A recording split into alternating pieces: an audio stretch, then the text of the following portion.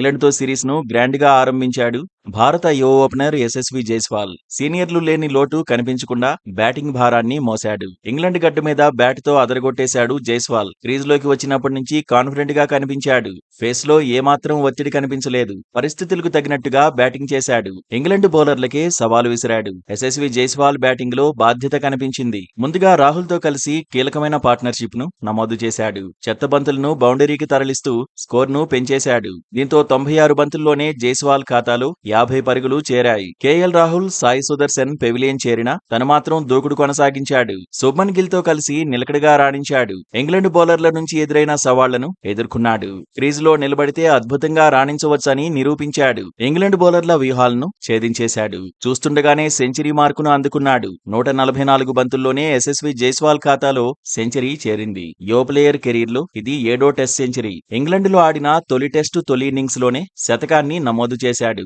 Leads innings ను memorable గా మార్చుకున్నాడు. నిజానికి కెరీర్ ఆరంభ టెస్ట్ ను వెస్టిండీస్ లో ఆడాడు. అక్కడ కూడా అరంగేట్రంలోనే సెంచరీ సాధించాడు. స్వదేశంలో ఇంగ్లండ్ పైన ఇరగదీశాడు. 5 మ్యాచ్ల సిరీస్ లో 9 ఇన్నింగ్స్ లో బరిలోకి దిగి 712 పరుగులు సాధించాడు. ఇంగ్లండ్ పై 89 యావరేజ్ ను నమోదు చేశాడు యంగ్ సెన్సేషన్. ఇందులో 2 డబుల్ సెంచరీలు ఉన్నాయి. డబుల్ సెంచరీలు కూడా బ్యాక్ టు బ్యాక్ సాధించాడు. స్వదేశంలో ఇంగ్లండ్ పై 3 హాఫ్ సెంచరీలు కొట్టాడు. ఆ తర్వాత ఆస్ట్రేలియాలోనూ శుభారంభమే అందుకున్నాడు జైస్వాల్.